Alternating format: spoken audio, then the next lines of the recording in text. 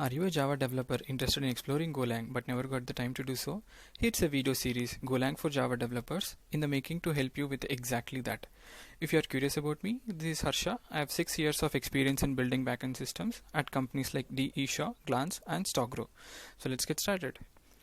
Java and Go are strongly typed compile languages.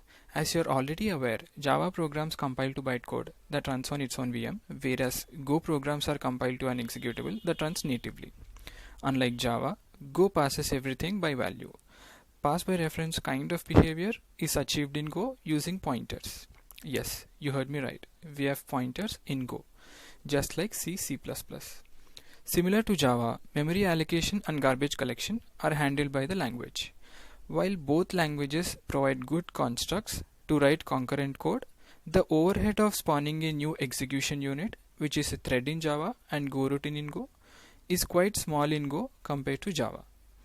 Also, Go supports first-class functions while Java doesn't.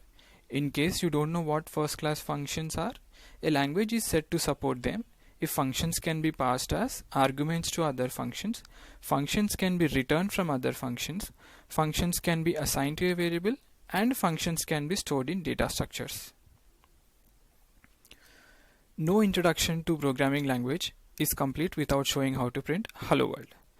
Since Go is not a pure object-oriented language where everything should be a class, a Go program can just be a sequence of statements. When you start a Go program, control goes to the package defined as main and to the main function defined inside it. So when you run the program shown on the right, Hello World would be printed on console. In Go, we import packages using import statement similar to Java. And we are importing fmt package in the given example. It has functions to write to console. In the next video, we shall compare basic features like data types, conditionals, loops, switch case statements, etc. in Java and Go.